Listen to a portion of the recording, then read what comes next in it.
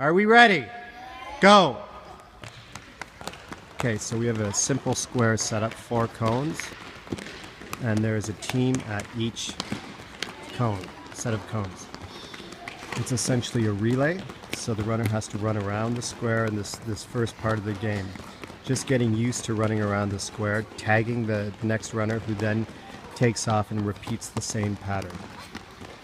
Okay, so this is how the first part of the game looks. Go! Okay, second phase is got swim tubes that are cut up.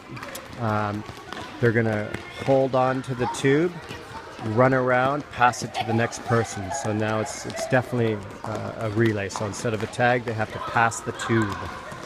So here we go. This is what this part looks like. So they're getting used to running around the square, holding onto the tubes, just as you see in the video. Are we ready? Okay, go. Okay, so now it's the tube, same thing as last time, but now it's tag. So the goal of the game is to chase the person ahead of you, any person ahead of you, and tag them with the tube. If you do that, you get a point for your team.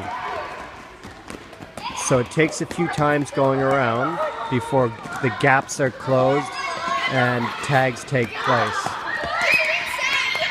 So let's just keep videoing until we get the first tag. So they're closing the gap there.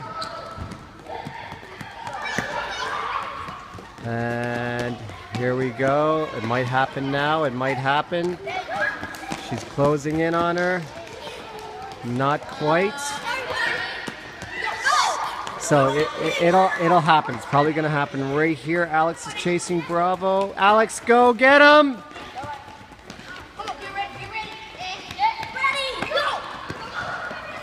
And it might happen right now. There it is. There's the first tag.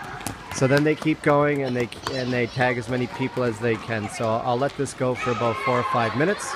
The kids love it. It's gonna be another tag right there. Okay. Next phase is I've set up hurdles. So the kids have to chase the person ahead of them, but also as they're running and being chased, they've got to jump over the hurdle. So they're chasing, being chased, sprinting, and jumping over the hurdles.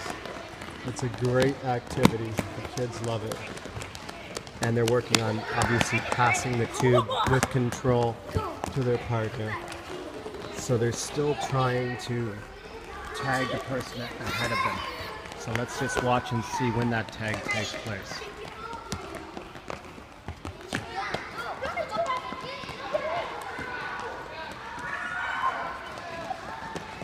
So they're closing in here. Gap is being closed here. The teams are pretty evenly spread out in terms of speed. Oh, there's the first tag because she dropped the tube. Good job, Clara.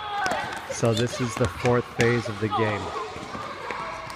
Okay, so now I'm just raising the bar a notch every phase of the game. So they're having to jump higher each time and still chase and be chased. So there we go over there. That person was tagged. Really, really good for motor skills, teamwork, everything. Kids really enjoy this game. By the end of this game, they've done about 900 million intervals without even knowing it. They're just so into it. Go, Anthony! So I just wanted to show you that. So you can imagine the next level would be raise the bar higher. So even this girl right here, she's the shortest in the class, but she's having a go at these hurdles.